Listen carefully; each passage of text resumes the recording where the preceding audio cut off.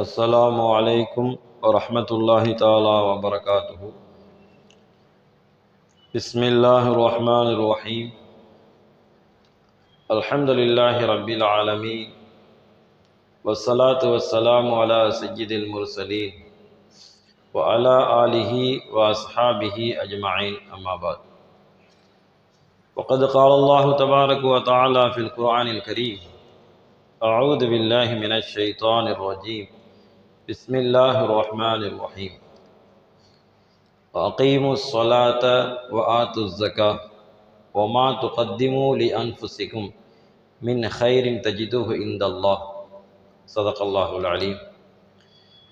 وقال النبي صلى الله عليه وسلم: اليد العليا خير من يد السفلى، أو كما قال عليه الصلاة والسلام. سبحانك لا علم لنا إلا ما علمتنا إنك أنت العليم الحكيم. اللهم انفعني بما علمتني وعلمني ما ينفعني ربي زدني علما. ربنا رب ارحمهما كما ربياني صغيرا. ربي أدخلني مدخل صدق وأخرجني مخرج صدق واجعل لي من لدنك سلطانا نصيرا. اللهم صل على سيدنا محمد وعلى آل سيدنا محمد وبارك وسلم عليه يا أول الأولين ويا آخر الآخرين يا ذا القوة المتين ويا راحم المساكين ويا أرحم الراحمين. اللهم ارحمنا برحمتك يا أرحم الراحمين. எல்லா புகழும் அல்லாஹ் ஜல்ல ஷானஹு தஆலாவுக்கே உரித்தாகட்டுமாக. எனது உயிரிலும் மேலான ஹஸரத் ரசூலுல்லாஹி ஸல்லல்லாஹு அலைஹி வஸல்லம் அன்னவர்கள் மீதும் அன்னவர்கள் அடிச்சுவற்றை சற்றும் அடிபரலாமல் பின்பற்றிய உத்தம சத்திய சஹாபாக்கள், தாபியன்கள், தபா தாபியன்கள், நாதாக்கள், சுகதாக்கள், நல்லோர்கள், உலக முஸ்லிம்கள், குறிப்பாக நம் அனைவரின் மீதும் அல்லாஹுவின் அன்பும் அருளும் என்றென்றும் நின்று நிலவட்டுமாக. ஆமீன். கண்ணியத்துக்குரிய அல்லாஹ்வின் நல்லடியார்களே, ரமலான் மாதத்தில் நோன்பை நாம் எந்த அளவுக்கு பிரதானமாக கடைபிடித்து வருகின்றோமோ, அதே போன்று இந்த ரமலானுடைய மாதத்தில் ஜக்காத்தையும் நிறைவேற்றக்கூடிய பழக்கம் நம்மிடத்தில் இருக்கிறது. ரமலானில் மட்டும்தான், அதாவது ரமலான் மாதத்தில் தான் ஜக்காத்தை நிறைவேற்ற வேண்டும் என்ற கட்டாயம் அல்ல. இருந்தாலும் கூட ரமலானிலே கொஞ்சம் முக்கியத்துவம் கொடுத்து ஜக்காத்தை நிறைவேற்றக்கூடிய ஒரு பண்புகள் முஸ்லிம்களிடத்திலே காணப்படுகிறது. இஸ்லாத்தின் மிக முக்கியமான கடமையாக இருக்கக்கூடிய, தொழுகைக்கு அடுத்தபடியாக இருக்கக்கூடிய கடமை ஜக்காத்துடைய கடமை. அல்லாஹ் ஜல்ல ஷானஹு தஆலா குர்ஆனுடைய வசனத்தில் நிறைய இடங்கள்ல சொல்லும் பொழுது, வ அகீமுஸ் ஸலாத்த வ ஆத்துஸ் ஸக்கா, தொழுகையை நிறைவேற்றுங்கள், ஜக்காத்தை கொடுங்கள் என்று அல்லாஹ் சொல்லுவான். ஆக ஜக்காத் என்பது மிக முக்கியமான கட்டாய ஒரு கடமை. அந்த கடமையை நாம் ஆண்டுதோறும் ரமலானிலே அதை சரி செய்யக்கூடிய சூழ்நிலையை நாம் பார்த்து வருகின்றோம். இன்றைய ஜும்மாவிலே ஜக்காத்தை நிறைவேற்றுங்கள் என்ற தலைப்பின் கீழ் நாம் சிந்திக்க இருக்கிறோம். பொதுவாகவே அல்லாஹ் ஜல்ல ஷானஹு தஆலா மனிதனை இரண்டு வகையினராக படைத்திருக்கிறான். ஒன்று இருப்பவன், இன்னொருவன் இல்லாதவன், ஏழை பணக்காரன் என்ற ஒரு ஏற்றத்தாழ்வோடு தான் இந்த உலகத்தை இயக்கி கொண்டிருக்கிறான். ஒன்று உதவி செய்பவனாக இருப்பான், மற்றொருவன் உதவி பெறக்கூடியவனாக இருப்பான். மனித ஜாதிகள் இந்த இரண்டு ஜாதி தான் எல்லாத்திலையுமே இருக்கிறது. நலிவடைந்தவன், அதே போன்று வசதி படைத்தவன். வசதி படைத்தவன் நலிவடைந்தவனை கவனித்துக் கொள்ள வேண்டும். இதுதான் நமக்கு மார்க்கம் சொல்லித்தரக்கூடிய செய்தி.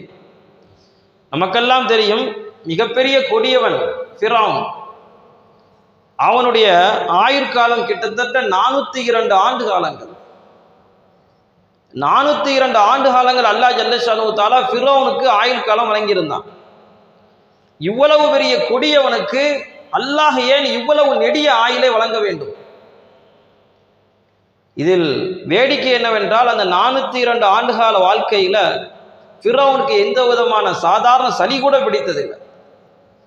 இந்த அளவுக்கு அல்லாஹ் ஜல்லஷானு தஆலா இந்த உலகத்திலே அவனை வைத்ததற்கான காரணம் என்று பார்க்கும் பொழுது, ஃபிரௌனிடம் இருக்கக்கூடிய மிக முக்கியமான பண்புகள்ல ஒன்று ஏழை எளியோர்களுக்கு உதவக்கூடிய தன்மை. வருவோருக்கும் போவோருக்கும் வாரி வழங்குவான், ஏழைகளுக்கு மடங்களை கட்டி வைத்தான், வழிபோறவருக்கு உதவுவதற்காக தனி ஒரு நிர்வாகத்தை ஏற்படுத்தி வைத்தான். இதுவெல்லாம் அவனுடைய பண்புகள். ஆகையினால் அல்லாஹ் ஜல்லஷானு தஆலா இந்த உலகத்திலே அவனுக்கு வழங்கப்பட்ட ஆயுட்காலம் 402 ஆண்டு காலங்கள். எந்த விதமான நோய் நொடியும் வராமல் இந்த உலகத்திலே வாழ்ந்திருக்கிறான் ஃபிரௌன். பிறருக்கு உதவி செய்வது என்பது அது நமக்கே உதவி செய்யறது மாதிரி தான்.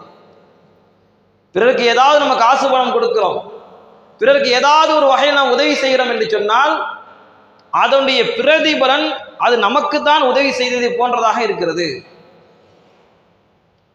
ஹதீஸ்ல நீங்க அடிக்கடி கேள்விப்பட்டிருக்கலாம், நாளைக்கு மறுமையில அல்லாஹ் ஜல்லஷானு தஆலா ஒரு கூட்டத்தினரை பற்றி கேட்பான்.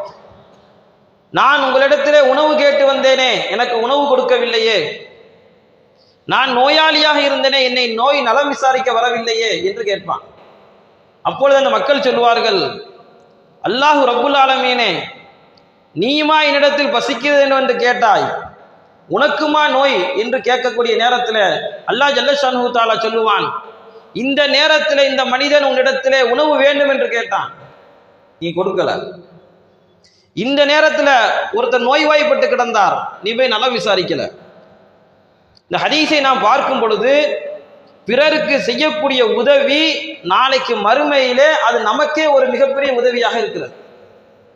இந்த உலகத்தில் நம் கையில் இருக்கக்கூடிய காசு பணத்தை செலவழிக்கக்கூடிய நேரம்தான் மிக பொன்னான நேரங்கள். பெருமானார் ஸல்லல்லாஹு அலைஹி வஸல்லம் அவர்கள் ஒரு நேரத்தில் ஒரு ஆட்டை அறுத்து தர்மம் செய்ய சொல்லுவார்கள். ஆட்டை அறுத்து தர்மம் செய்வாங்க சஹாபாக்கள். இடையில கேட்பாங்க ஸல்லல்லாஹு அலைஹி வஸல்லம், ஆட்டை அறுத்து கொடுக்க சொன்னனே எல்லாம் முடிஞ்சிருச்சான்னு கேட்பாங்க.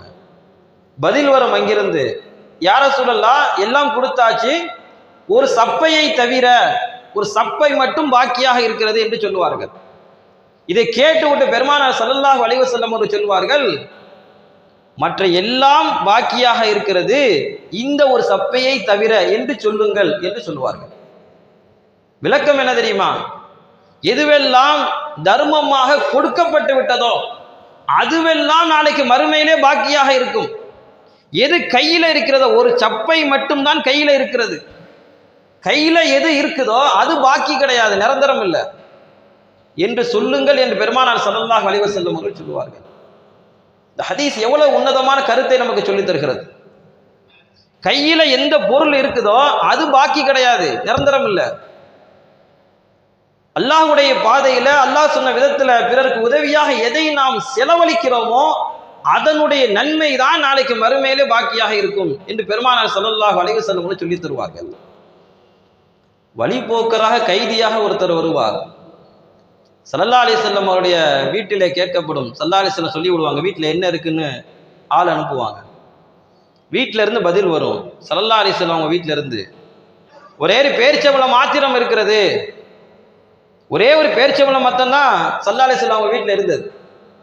உடனே ஸல்லல்லாஹு அலைஹி வஸல்லம் கேட்குறாங்க, இந்த வழிபோக்கரை யார் கூட்டிட்டு போறது, விருந்து கொடுக்கறது, உபசரிக்கிறது என்று கேட்கும் பொழுது அபூ தல்ஹா ரலியல்லாஹு தஆலா அன்ஹு அவங்க என்ன செஞ்சுக்கிறாங்க, நான் வீட்டுக்கு கூட்டிட்டு போறேன்னு சொல்லுவாங்க. இப்போ அபூ தல்ஹா ரலியல்லாஹு தஆலா அன்ஹு அவங்களுடைய வீட்டை நம்ம கொஞ்சம் கவனிக்கணும். அவங்க வீட்டு சூழ்நிலை எப்படி இருந்துச்சு தெரியுமா? அந்த இரவுல ஒரே ஒரு நபர் சாப்பிடக்கூடிய அளவுக்கு தான் உணவு வீட்டில் இருக்குது. அவர் மனைவி இருக்கிறாங்க, பிள்ளைங்க இருக்கிறாங்க.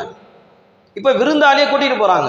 அபூ தல்ஹா ரலியல்லாஹு தஆலா அவங்க வீட்டுக்கு போனதற்கு பிறகு தன்னுடைய மனைவியிடத்தில் அபூ தல்ஹா ரலியல்லாஹு தஆலா அவர் சொல்லுவார்கள், விருந்தாளி வந்திருக்கிறார், ஒரே ஒரு உணவு தான் இருக்கும், ஆகையினால் நாம் உட்கார்ந்து கொண்டு விளக்கை அணைத்து விடுவோம்.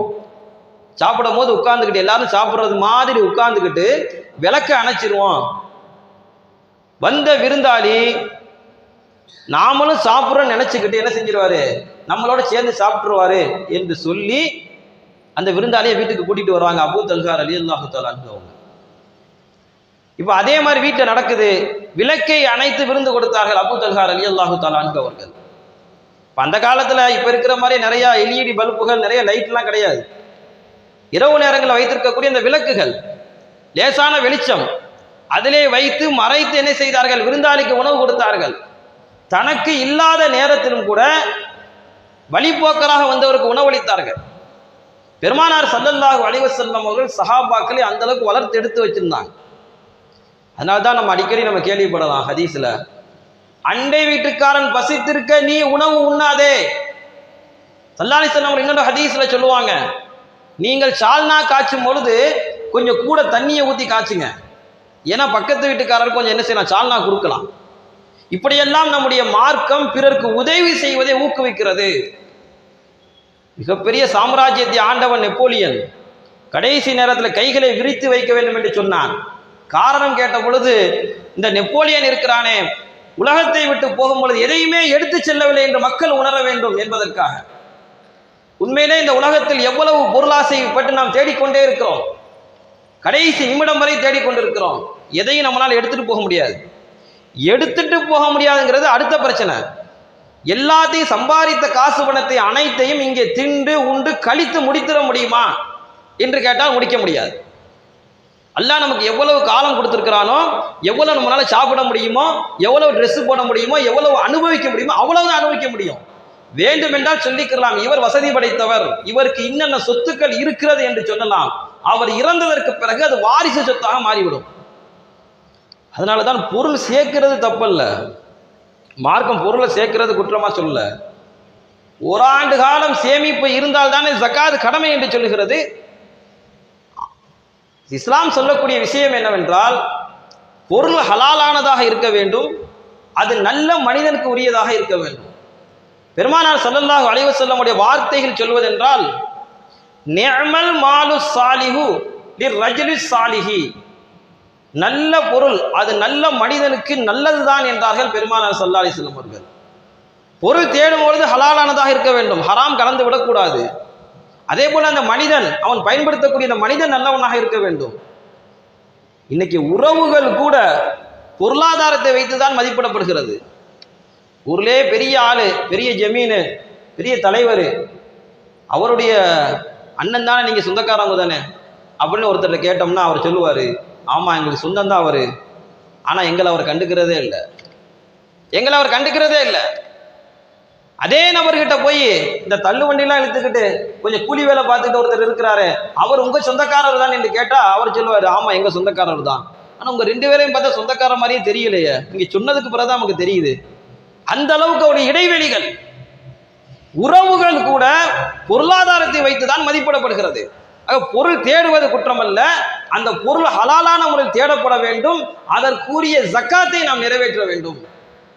ஜக்காத்தை கொடுங்கள் என்று சொல்வதை விட ஜக்காத்தை நிறைவேற்ற வேண்டும். ஜக்காத் என்பது ஒரு அமல். ரமலான் மாதத்துல வரவல நம்ம செய்யக்கூடிய அமல்ல ஜக்காத்தும் ஒன்று. ஜக்காத்துடைய அர்த்தம் என்று பார்க்கும் பொழுது வளர்ச்சி அடைதல்.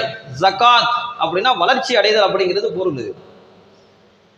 பயிர்கள்னா வளர்ச்சி அடைஞ்சதுக்கு பிறகு அரபில் இப்படி வார்த்தை சொல்லுவாங்க, ஜகாவு ஜரா, பயிர் வளர்ச்சி அடைந்து விட்டதுன்னு சொல்லுவாங்க. அதே மாதிரியே தூய்மைப்படுத்துதல். ஜக்காத் என்ற ஒரு கடமையினுடைய அர்த்தமே நம்முடைய பொருளாதாரத்தை பரிசுத்தப்படுத்துவது. நம்முடைய பொருள்ல நிறைய அழுக்குகள் தேங்கி இருக்கிறது. நாம் சம்பாதித்து வைத்திருக்கக்கூடிய பொருள்ல அழுக்கு இருக்குது. அந்த அழுக்கை சுத்தப்படுத்த வேண்டும் என்று சொன்னால் ஏழைகளுக்கு இவ்வளவு சதவீதத்தில் நீங்கள் என்ன செய்யும், ஜக்காத் கொடுக்க வேண்டும். ஜக்காத் என்ற வார்த்தைக்கு அர்த்தமே பரிசுத்தமாக்குதல். ஜக்காத்தை யார் முறையாக நிறைவேற்றி விட்டாலும் அவருடைய பொருள் சுத்தமாகி விடுகிறது. இல்லை என்றால் அது அழுக்காகத்தான் இருந்து கொண்டிருக்கும். ஜக்காத்து மாத்திரம் நம்முடைய சமுதாயத்தில் சரியாக நிறைவேற்றப்பட்டு விட்டால் இந்த சமுதாயத்தில் ஏழைகளை நாம் பார்க்க முடியாது. பள்ளிவாசலிலே எனக்கு உதவி செய்யுங்கள் என்று கேட்போரை நாம் பார்க்க முடியாது. எந்த சமுதாயத்தில் வேண்டுமானாலும் ஏழைகள் இருக்கலாம். ஆனால் முஸ்லிம் சமுதாயத்தில் ஏழைகள் இருப்பதற்கு வாய்ப்பில்லாத அளவுக்கு ஷரியத் நமக்கு சொல்லித் தருகிறது. வலம்புரி ஜான் சொல்லுவார்கள், எல்லா மதமும் தர்மத்தை சொல்லி இருக்கிறது, இஸ்லாம் மாத்திரம்தான் தர்மத்தை கடமையாக்கி இருக்கிறது. உண்மைதான். ஜக்காத் என்பது கட்டாய கடமை, கொடுக்கணும். பணக்காரன் ஏழைகளுக்கு இவ்வளவு ரூபாய்க்கு இவ்வளவு என்ற கணக்கில் அவர்கள் கொடுக்க வேண்டிய ஒரு கட்டாயத்தை அல்லாஹ் ஏற்படுத்தி இருக்கிறான். ஜக்காத் என்று வரும் பொழுது ஹிஜ்ரி 2ல் கடமையாக்கப்பட்டது ஜக்காத். எப்படி ரமலான் மாதத்தில் நோன்பு எப்படி கடமையாக்கப்பட்டதோ அதே போல ஜக்காத்தும் ஹிஜ்ரி 2ல் கடமையாக்கப்பட்டது. சதக்கத்துல் ஃபித்ர் என்று சொல்லக்கூடிய இந்த பெருநாள் தர்மமும் ஹிஜ்ரி 2லே கடமையாக்கப்பட்டது. இப்படி கடமையாக்கப்பட்டதற்கு பிறகு அப்போது இருந்த மக்காவுடைய முஹாஜிரின்கள் பெருமளவு அவருடைய பொருளாதார சுமை குறைந்தது. மதீனாவில் வந்து தங்கியிருந்தாங்க ஹிஜ்ரத் செஞ்ச மக்கா முஹாஜிரின்கள். வெளியே பயணப்பட்டு சம்பாதிக்க முடியாதவர்கள், இயலாதவர்கள். எப்போ ஜக்காத் கடமையாக்கப்பட்டதோ அதனுடைய பொருளாதார உதவிகள் மூலமாக அவருடைய மிகப்பெரிய பொருளாதார சுமையை இறங்கியது. இன்றைக்கும் அதேதான். ஏழைகள் சரியான முறையில் பணக்காரர்கள் ஜக்காத் கணக்கிட்டு கொடுப்பார்கள், ஆனால் ஏழைகளுடைய சுமை குறைந்து விடும். இதைத்தான் நம்முடைய இஸ்லாம் வலியுறுத்துகிறது. ஜக்காத் என்று வரும்பொழுது அதற்கு தகுதி பெறக்கூடிய பொருட்களை நாம் பார்க்க வேண்டும். ஜக்காத் என்று வந்தால் தங்கம், வெள்ளி, வியாபார பொருட்கள், தானியங்கள், பல வகைகள், கால்நடைகள் அத்தனையும் ஜக்காத் இருக்குது. தங்கம், வெள்ளி மிக முக்கியமாக நம்ம கணக்கிட வேண்டிய மதிப்பு பொருள். பெருமானார் ஸல்லல்லாஹு அலைஹி வஸல்லம் அவர்கள் தாயிப் மக்களுக்கு தாவா கொடுத்தாங்க. ஆனால் ஹிஜ்ரி 9க்கு பிறகுதான் தாயிப் நகரத்து மக்கள் என்ன செஞ்சாங்க, இஸ்லாத்தை ஏற்றுக்கிட்டாங்க. ஏற்றுக்கொள்ளும் போதே சொன்னாங்க, நாங்கள் இஸ்லாத்தை ஏற்றுக்கொள்வோம், ஆனால் ஜக்காத்து கொடுக்க மாட்டோம். ஏற்றுக்கொள்றோம் இஸ்லாத்தை, ஜக்காத்து நாங்கள் கொடுக்க மாட்டோம். பெருமானார் ஸல்லல்லாஹு அலைஹி வஸல்லம் அவர்கள் சொன்னார்கள், அவர்கள் முதல்ல வரட்டும் இஸ்லாத்திற்கு, பிறகு அவங்க கொடுத்துருவாங்க. வந்தவர்கள் அள்ளி அள்ளி கொடுத்தார்கள் தாயிப் நகரத்து மக்கள். ஸல்லல்லாஹு அலைஹி வஸல்லம் அவர்கள் நடுநிலையானதை எடுக்க சொன்னால் தாயிப் நகரத்து மக்கள் உயர்வானதை கொடுக்க ஆரம்பித்தார்கள். இப்போ பழங்களை ஜக்காத்து கொடுக்கணும், தானியங்களை ஜக்காத்து கொடுக்கணும், நடுநிலையானதை கொடுக்கணும்னு சொல்லப்பட்டால் இருக்கிறதிலே உயர்தரமானதை எடுத்து கொடுப்பார்கள். இப்படியெல்லாம் இஸ்லாம் என்பது விளங்கியதற்கு பிறகு ஜக்காத்து கொடுக்க வேண்டும் என்ற எண்ணத்தை தாயிப் நகரத்து மக்களுக்கு ஏற்படுத்தியது. உண்மையில் ஜக்காத் இருக்கிறது, அதனால் நமக்கு எந்த குறையும் ஏற்படாது. நம்முடைய வாழ்க்கையை பரிசுத்தப்படுத்தக்கூடியது, நம்முடைய உடல்நல கோளாறுகளை பரிசுத்தப்படுத்தக்கூடியது, நம்மளை எதிர்நோக்கி இருக்கக்கூடிய முசீபகத்தை நீக்கக்கூடியது எல்லாம் ஜக்காத்தில் அடங்கியிருக்கிறது. நாம் என்ன நினைக்கிறோம், ஜக்காத்து கொடுத்து விட்டால், ஜக்காத்தை அதிகமாக நம்ம செய்து விட்டால், தர்மங்கள் செய்து விட்டால் கொஞ்சம் குறைவு ஏற்படுவதாக நாம் நினைத்து கொண்டிருக்கிறோம். நிச்சயமாக அல்லாஹ்வுடைய வாக்குறுதி, பெருமானார் ஸல்லல்லாஹு அலைஹி வஸல்லம் வாக்குறுதி இருக்கிறது. 1க்கு 10 இல்லை, 1க்கு 100. அல்லாஹ் நாடினால் 1க்கு பல்லாயிரக்கணக்கான மடங்குகளை அவன் என்ன செய்கிறான், அபிவிருத்தி ஏற்படுத்துகிறான். உண்மையில் நாம் பிறருக்கு செய்யக்கூடிய உதவி இருக்கிறதே, அது நமக்கு செய்யக்கூடிய உதவி தான். இந்த உலகத்தில் எல்லா காசு பணத்தை பேங்கிலே போட்டு வச்சிருந்தோம் அப்படின்னா இறந்ததற்கு பிறகு அந்த காசு பணத்தை வாரிசுதாரருக்கு போய்விடும். நம்ம கையில் இருக்கக்கூடிய காசு பணத்தை பிறருக்கு செலவழிப்போமையானால் அது அப்படியே மறுமையில பேங்கில் கிடக்கும். நம்ம மறுமையில கொஞ்சம் பேங்கில் போட்டு வச்சுக்கிறோம்ல, அங்கே போய் செலவு பண்ணுறதுக்கு. அல்லாஹ் ஜல்ல ஷானுஹு தஆலா அப்படி ஒரு மிகப்பெரிய ஒரு ஏற்பாடை நமக்கு செய்திருக்கிறான். அதனால்தான் தாயிப் நகரத்து மக்கள் இஸ்லாத்தை ஏற்றதற்கு பிறகு வாரி வாரி வழங்க ஆரம்பிச்சாங்க.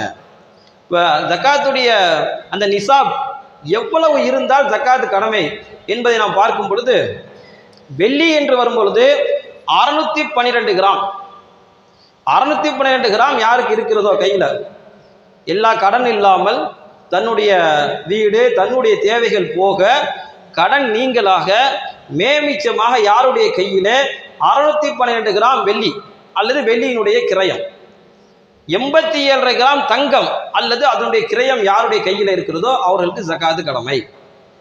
612 கிராம் என்று பார்க்கும் பொழுது இன்னைக்கு டேட்ல 21/3/2025 இன்னைக்கு டேட்ல ஒரு கிராம் வெள்ளியினுடைய மதிப்பு 112 ரூபா. 612 கிராமுக்கு நம்ம போட்டோம் அப்படின்னா 68,544 ரூபா வருது.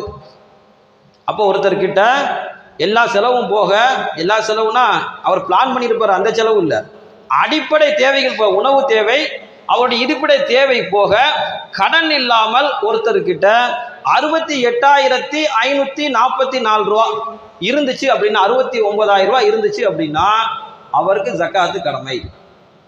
இது வெள்ளியினுடைய அளவின் பிரகாரம். நாம் புரிந்து கொள்ள வேண்டும். தங்கம் என்று வரும் பொழுது 87.5 கிராம், கிட்டத்தட்ட 11 பவுன். இப்போ இதில் வீட்டில் மனைவிமார்கள் போட்டிருக்கக்கூடிய நகைக்கும் ஜக்காத் இருக்குது, ஜக்காத்து கொடுக்கணும். 87.5 கிராம் அதுக்கு குறைவா இருக்குது, 11 பவுனுக்கு கீழே இருக்குது அப்படின்னா ஜக்காத்து கடமையாகாது. 11 பவுன் யாருக்கு இருக்குதோ அவங்க ஜக்காத்து கொடுக்கணும். இதுல பெண்கள் என்ன செய்ய மாட்டாங்க அப்படின்னா அவங்க தரப்புல இருந்து ஜக்காத்தை என்ன செய்ய மாட்டாங்க, பெருசா முயற்சி எடுக்க மாட்டாங்க. அதற்கு பொறுப்புதாரியாக இருக்கக்கூடிய கணவன்மார்கள் தான் அதை செய்யணும். அவங்க என்ன செய்வாங்க, நகைகளை போட்டுக்குருவாங்க.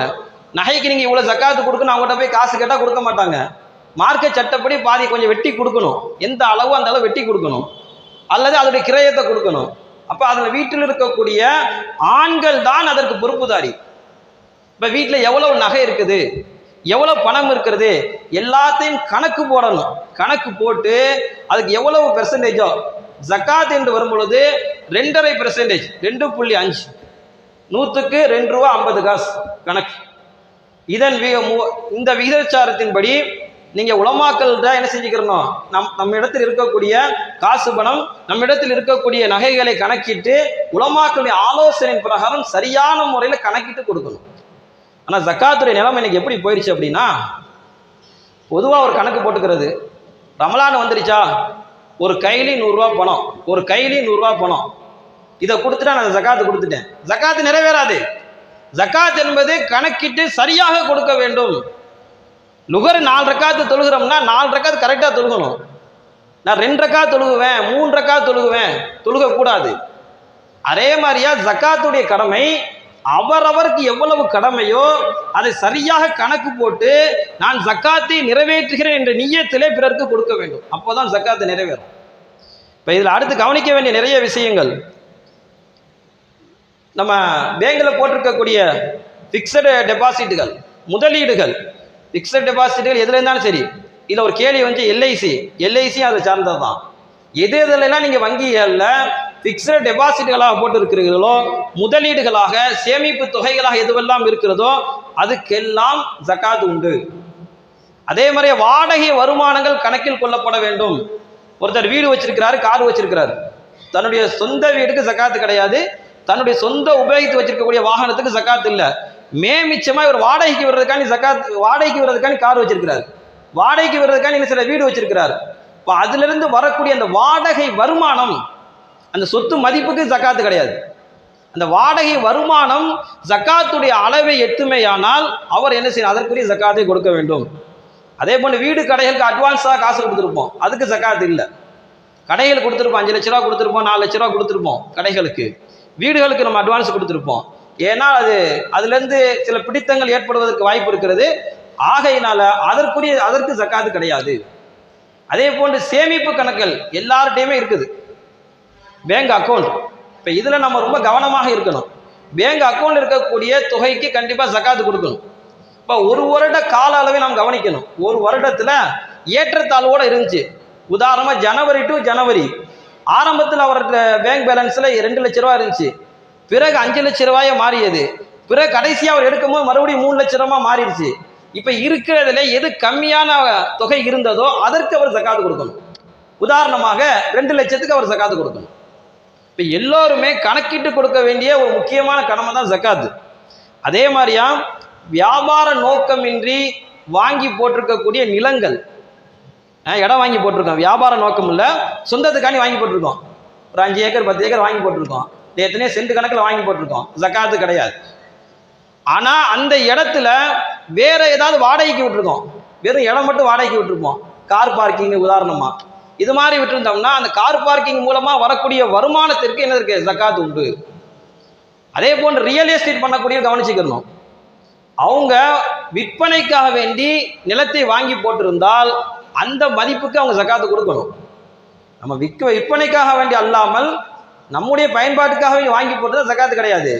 ரியல் எஸ்டேட் பண்ணக்கூடியவர்கள் விற்பனைக்காக வேண்டி வாங்கி போட்டிருக்கக்கூடியவர்கள் அந்த நிலத்திற்கு ஜக்காத்து கொடுக்க வேண்டும். அதே போன்று தங்கம் வெள்ளி கட்டிகள் பாத்திரங்கள், இதுக்கு என்ன செய்யணும், ஜக்காத்து நம்ம கொடுக்கணும். வீட்டில் தங்கம் வச்சிருக்கோம், பாத்திரங்கள் வச்சிருக்கோம், வெள்ளி பாத்திரங்கள் வச்சிருக்கோம், இதெல்லாம் கணக்கிட்டு ஜக்காத்து கொடுக்கணும். வைர கற்களுக்கு ஜக்காத்து இல்லை என்று உலமாக்கள் சொல்றாங்க. வைர கற்கள் வச்சிருந்தா ஜக்காத்து இல்லை. அதே மாதிரியா லோன் வாங்கியிருக்கிறோம், பேங்க்லேருந்து நிறைய லோன் வாங்கியிருக்கிறோம், இல்லை வேற ஏதாவது நிதி அமைப்புலேருந்து நம்ம லோன் வாங்கியிருக்கோம், பணம் வாங்கியிருக்கோம் அப்படின்னா அந்த லோன் நம்ம கையில் வந்ததுக்கு பிறகு, காசு வந்ததுக்கு பிறகு அதுக்கும் ஜக்காத்து உண்டு. நம்ம அந்த மாதத்துக்குரிய தவணையை நம்ம கொடுத்துட்டோம்னா அதை மட்டும் கழிச்சுக்கிறணும். ஒருத்தர் 5 லட்ச ரூபா வாங்கியிருக்காரு பேங்க்லேருந்து அல்லது வேற ஏதாவது நிதி அமைப்புலேருந்து வாங்கியிருக்கிறார். இப்போ அவர் ஒரு மாதம் ஒரு 10,000 ரூபாய் கட்டிடுவார் அல்லது மாதம் 20,000 ரூபாய் கட்டிடுவார்னா அந்த 20,000 ரூபாய் கழிச்சுட்டு பாக்கி இருக்கக்கூடிய காசுக்கு ஜக்காத்து கொடுக்கணும். அதே மாதிரியே வியாபார பொருட்கள், தொழில்துறையில் உள்ளவர்கள் கவனித்துக் கொள்ள வேண்டும். வியாபார பொருட்கள் இருக்கிறதே மொத்தமாக கணக்கு போடணும். ஒரு ஆண்டு காலம் நம்ம கவனிக்கணும் என்று இருந்தாலும் கூட அவர் வியாபாரத்தை ஸ்டார்ட் பண்ணுறாரு, ஆரம்பத்தில் கடையை ஆரம்பிக்கிறாரு, தொழில் ஆரம்பிக்கிறாரு. ஆரம்பிக்கும் போது அவர்கிட்ட அந்த ஜக்காத்து கடமையாகக்கூடிய அளவுக்கு அந்த பொருள் இல்லை. ஒரு வருஷம் பார்க்கணும், எப்போ ஆரம்பிச்சாரோ அந்த டேட்ல இருந்து ஒரு ஆண்டு காலம் முடிந்ததற்கு பிறகு வியாபாரிகள், தொழில்துறையில் உள்ளவர்கள் எல்லாத்தையும் பொருட்களை எல்லாம் கணக்கு பண்ணணும். பொருட்கள் எல்லாம் சேர்ந்து எவ்வளவு மதிப்பு இருக்கிறதோ அதற்கு ஜக்காத்து கொடுக்கணும். தொழிற்சாலையில் வைத்திருப்பவர்கள் உபகரணங்களுக்கு ஜக்காத்து கிடையாது. அதே மாதிரி வியாபாரங்கள், கடைகள் வைத்திருப்போம், அதில் இருக்கக்கூடிய ராக்கைகள், மற்ற பர்னிச்சர்கள், இது போன்ற விஷயங்களுக்கு ஜக்காத்து இல்லை. அதில் இருக்கக்கூடிய பொருள்களுக்கு நம்ம என்ன செய்யணும், ஜக்காத்து கண்டிப்பாக கொடுக்க வேண்டும்.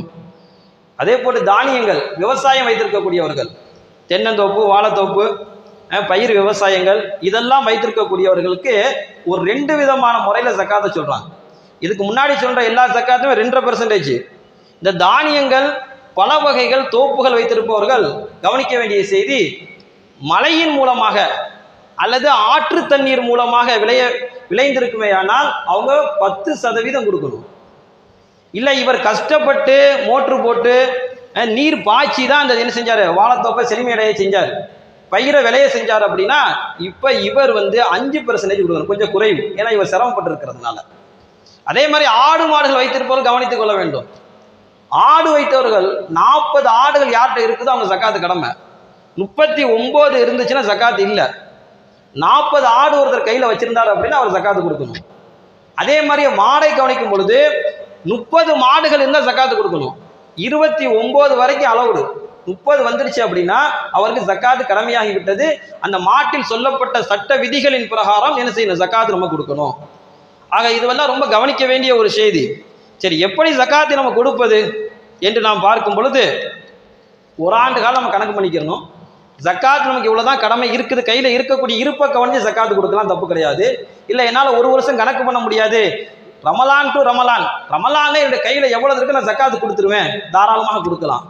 மிக முக்கியமான கவனிக்க வேண்டிய விஷயம் என்ன அப்படின்னா, தயவு செய்து எல்லாரும் ஜக்காத்துக்கு ஒரு நோட்டு போட்டுருங்க. வசதி படைத்தவர்கள் ஜக்காத்துக்கு ஒரு நல்ல நோட்டா போட்டு பெரிய டைரியா போட்டு பீரோவில் வச்சிருங்க. நம்ம அது எவ்வளவு கொடுத்துருக்கோம், என்ன கொடுத்துருக்குறோம், சரியா கொடுத்துருக்குறோமா, இதெல்லாம் மார்க்கத்திலேயே மிக முக்கியமான கடமை. ஏனோ தானவென்று 100, 200, 500 வர்றவங்களுக்கு போறவங்களுக்கு நான் காசு கொடுத்துட்டேன், அது ஜக்காத்துல கணக்கில் வராது. ஜக்காத்து நியத்து வைக்கணும். மிக முக்கியமான விஷயம், யாருக்கு கொடுக்க வேண்டும் என்ற நிபந்தனை இருக்கிறது. இப்ப தான தர்மங்கள் இருக்கு, ஏழை பணக்காரன் வித்தியாசம் இல்லை. ஒரு வசதி படைத்தவர் இன்னொரு வசதி படைத்தவர் கொடுக்கலாம், தர்மமாக, அன்பளிப்பாக. ஜக்காத் என்பது யாருக்கு கொடுக்கணும் என்பதை சமுதாயம் விளங்கிக் கொள்ளணும், மிக முக்கியம். யாருக்கு கொடுக்கணும், ஜக்காத் கடமை ஆகாத ஏழைகளுக்கு கொடுக்கணும். ஜக்காத் யாருக்கு கடமை ஆகலை அப்படின்னா, நம்ம வெள்ளிக்கணக்கு சொன்னது மாதிரியா 68,544 ரூபா யாருக்கிட்ட கையில இல்லையோ, எல்லா செலவும் போக, அவர் தான் ஜக்காத்து கடமை ஆகாதவர். அப்படிப்பட்ட ஏழைக்கு தான் கொடுக்கணும். மார்க்கம் அவரை தான் ஏழைன்னு சொல்லுது. ஜக்காத் இவருக்கு கடமையா இருக்குது, இவர் போய் அவர்கிட்ட போய் கொடுத்தாரு அப்படின்னா அந்த ஜக்காத்து செல்லாது. ஆகையில கவனிக்க வேண்டிய மிக முக்கியமான விஷயம், யாருக்கு ஜக்காத் கடமை இல்லையோ அவங்களுக்கு தான் என்ன செய்யணும், ஜக்காத்தை கொண்டு போய் கொடுக்கணும். இதுல தாய், தந்தை, மனைவி, மக்களுக்கு கொடுக்கக்கூடாது, நம்ம வீட்டு பிள்ளைகள் கொடுக்கக்கூடாது, நம்ம சொந்தக்காரங்க, சகோதர சகோதரிகள், உறவினர்கள், இதில் குறிப்பாக நம்ம பக்கத்தில் உள்ளவங்களை கவனிக்கணும். உறவினர்களை முக்கியமாக கவனிங்க. உறவினர்கள் யார் ஏழைகளா இருக்கிறாங்களோ, ஜக்காத்து வாங்க தகுதியா இருக்கலாம், அவங்களுக்கு எனக்கு ஜக்காத்தை கொண்டு போய் கொடுங்க. சில நேரங்களில் உங்களுக்கு சரியா விவரம் தெரியலன்னா கேட்டுக்கலாம், தப்பு இல்லை. ஜக்காத்துடைய பொருள் நீங்க வாங்கிக்கலாமா, இதை மாதிரி கேட்டுக்கலாம். நம்முடைய உறவினர்களை பத்தி தெரியும் நமக்கு, இவ்வளவு ரூபா கடன்ல இருக்கிறாங்க அப்படின்னா அவங்க ஜக்காத்து வாங்குறதுக்கு தகுதியான ஆட்கள் தான், தாராளமா கொடுக்கலாம். முதல்ல நம்ம உறவினர், அடுத்து அண்டை வீட்டுக்காரர்கள், அடுத்து நம்முடைய மொஹல்லாவாசிகள், நம்முடைய ஊர்வாசிகள், அடுத்ததாகத்தான் இந்த ஊரை விட்டு நம்ம வெளியில போகணும். இதுல நம்ம கவனிக்க வேண்டிய மிக முக்கியமான செய்தி அதான். நம்ம இங்க வசூல் பண்ணிட்டு நம்ம இங்க ஜக்காத்தை கலெக்ஷன் பண்ணிட்டு வெளியூர்ல போய் எங்கேயாவது போய் கொடுக்கறதுங்கிறது அவ்வளவாக மார்க்கத்திலே சிறந்ததாக சொல்லப்படலை. பக்கத்து முதல்ல நம்ம முஹல்லா, நம்முடைய உறவினர்கள், நம்முடைய பக்கத்து வீட்டுக்காரர்கள், இவருடைய தேவை தீர்ந்தது போக மேமிச்சமாக இருக்கக்கூடிய நேரத்தில் வெளியூர்களுக்கோ வெளிநாடுகளுக்கோ என்ன செய்யலாம், இந்த ஜக்காத்துடைய பணத்தை நம்ம கொடுக்கலாம். இப்போ இதுவெல்லாம் நம்ம கவனிக்க வேண்டிய மிக முக்கியமான செய்தி. சரி, இவ்வளவு இருக்கிறது, இவ்வளவு மார்க்கத்தில் சொல்லப்பட்டிருக்கு, நான் எதையும் கேட்க மாட்டேன், நான் என்னுடைய இஷ்டப்படி தான் நான் ஜக்காத்தை கொடுப்பேன் என்று நாம் நினைத்தால் செய்தால், அல்லாஹ் குர்ஆன்ல சொல்றான், ஹதீஸ்ல மிகப்பெரிய எச்சரிக்கை இருக்கிறது. அதை நம்ம ஒவ்வொருத்தரும் மனசுல பதிய வச்சுக்கணும். ஹதீஸ்ல வரக்கூடிய ஒரு செய்தி, ஸல்லல்லாஹு அலைஹி வஸல்லம் சொன்னார்கள், யார் ஜக்காத்தை சரியாக நிறைவேற்றவில்லையோ நாளைக்கு மறுமையில மிகப்பெரிய ஒரு விஷம், கடுமையான விஷம் கொண்ட பாம்பு அவரை கொத்தி கொண்டே இருக்கும். மிகப்பெரிய தண்டனை நமக்கு கிடைக்கும். குர்ஆனுடைய வசனம் சொல்லுகிறது, யார் தங்கத்தையும் வெள்ளியும் சேமித்து வைத்துக் கொண்டு ஜக்காத்தை கொடுக்கலையோ, வல்லதீன யக்னிஸூன தஹப வல் ஃபில்லத வலா யுன்ஃபிகுன்ஹா ஃபீ ஸபீலில்லாஹ் ஃபபஷ்ஷிர்ஹும் பிஅதாபின் அலீம். அவருக்கு வேதனை நீங்க சுப செய்தியா சொல்லுங்க. சொல்லிட்டு அல்லாஹ் சொல்லுவான், அவருடைய நெற்றியிலே சூடு போடப்படும், அவருடைய விழாப்புறங்களிலே சூடு போடப்படும். நாம் சேமித்து வைத்திருந்த அந்த தங்கங்கள், அந்த வெள்ளிகள், அந்த காசு பணங்கள் அப்படியே நம்முடைய உலோகங்களாக மாறி உருக்கப்பட்டு நம்முடைய விழாப்புறங்களிலும் முதுகிலும் நெற்றியிலும் சூடு போடப்படும். பெருமானார் ஸல்லல்லாஹு அலைஹி வஸல்லம் ஒரு ஹதீஸ்ல சொல்லுவாங்க, ஒட்டகத்தை வைத்திருக்கிறார், ஆனால் ஒட்டகத்துக்குரிய ஜக்காத்தை அவர் கொடுக்கவில்லை. மாடு வைத்திருக்கிறார், மாட்டுக்குரிய ஜக்காத்தை அவர் கொடுக்கவில்லை என்று சொன்னால், நாளைக்கு மறுமையிலே அந்த ஒட்டகங்கள் அவிழ்த்து விடப்படும். அவர் மேல மிதிச்சு நகட்டி எடுத்துட்டு போகும். ஒட்டகம் அப்படியே கடிக்குமா? இந்த உலகத்துல ஒட்டகத்துக்கு ஜக்காத்து கொடுக்காதவங்களுக்கு எப்படி தெரியுமா? கடிச்சுக்கிட்டே இருக்கும். ஒரு நாள் முடியுமா, மறுபடியும் கடிக்க ஆரம்பிக்கும். அந்த ஒரு நாள் எவ்வளவுன்னு ஸல்லல்லாஹு அலைஹி வஸல்லம் சொல்றாங்க அந்த ஹதீஸ்ல, ஒரு நாள் என்பது 50,000 ஆண்டுகள். ஒரு நாள் 50,000 ஆண்டுகளாக இருக்கும். அந்த நேரத்தில் அந்த ஒரு நாள் சித்திரவதை நம்மளால தாங்க முடியுமா? மாடுகள் அதே மாதிரி, ஆடுகள் அப்படிதான். கொம்பு உடைஞ்சது, கொம்பு உடையாது, ஸல்லல்லாஹு அலைஹி வஸல்லம் சொல்றாங்க, எல்லாம் போய் அவரை குத்தி கிழிச்சுக்கிட்டு இருக்குமா, மேலே ஏறி மிதிச்சுக்கிட்டு இருக்கும் ஜக்காத்து கொடுக்காத நபருக்கு. பெருமானார் ஸல்லல்லாஹு அலைஹி வஸல்லம் அவர்கள் ஒரு நாளே 50,000 ஆண்டுகளாக சொல்லி இருக்கிறார்கள். இப்போ எவ்வளோ பெரிய வேதனை அங்கே இருக்குது. நம்ம இங்கே எதெல்லாம் சேமித்து வைக்கிறோமோ அதுவெல்லாம் உலோகமாக மாற்றப்பட்டு பழுக்க காய்ச்சி நம் மீது சூடு போடப்படும். அது குளிர்ந்ததற்கு பிறகு மறுபடியும் பழுக்க காய்ச்சி சூடு போடப்படும். இப்படிப்பட்ட வேதனை இருக்கிறது. பெரிய வழுக்கத்தில் பாம்பு என்ன செய்யும், நம்மளை கொத்தி கொண்டே இருக்கும். ஒரு தடவை அந்த பாம்பு வெளியில மூச்சு விட்டுச்சு அப்படின்னா இந்த உலகத்தில் புப்புண்டே முளைக்காது. அப்படிப்பட்ட மிகப்பெரிய பாம்பு எல்லாம் என்ன செஞ்சா ஏற்படுத்தி விட்டுருவான். இதுவெல்லாம் ஜக்காத்து கொடுக்கல அப்படின்னா குர்ஆனும் ஹதீஸும் சொல்லக்கூடிய மிக முக்கியமான விஷயம். கொஞ்சம் நம்ம யோசிச்சு பார்க்கணும். நம்முடைய செல்வம் நமக்கு எதுக்கு அல்லாஹ் வழங்கியிருக்கானா, ஏழைகளுக்கு கொடுக்க தான். அதனால் தாராளமாக மனமு என்ன செய்யுங்க, ஜக்காத்தை கொடுங்க. ஜக்காத்தை நிறைவேற்றிட்டு அதோட விட்டுறாதீங்க. நிறைய தான தர்மங்களை செய்யுங்க. பக்கத்து வீட்டு ஏழைகளை பாருங்க, உறவினர்களை கவனிச்சு கொள்ளுங்க. சமுதாய பணிகளுக்கு என்ன செய்யுங்க, நீங்க நிறைய உதவி செய்யுங்க. இது வெல்லாம் தான் நம்ம கபூர்லையும் நாளைக்கு மஹ்ஷர்லையும் காப்பாற்றும். இதையெல்லாம் நம்ம இங்கே விட்டு தொலைச்சிட்டோம் அப்படின்னா நாளைக்கு மறுமையில மிகப்பெரிய கைசேதக்குரியலாக ஆகி விடுவோம். ஆக ஜக்காத் எனது உன்னதமான அமலை அல்லாஹ்வும் அல்லாஹ்வுடைய தூதர் ஸல்லல்லாஹு அலைஹி வஸல்லம் அவர்கள் எப்படி நமக்கு கற்றுக் கொடுத்தார்களோ அதன் பிரகாரம் நிறைவேற்றக்கூடிய வாய்ப்பினை வல்ல ரஹ்மான் அனைவருக்கும் தந்தல் புரிவானாக. ஆமீன். வ ஆகிரு தஅவானா அல்ஹம்துலில்லாஹி ரப்பில் ஆலமீன். அஸ்ஸலாமு அலைக்கும் வரஹ்மத்துல்லாஹி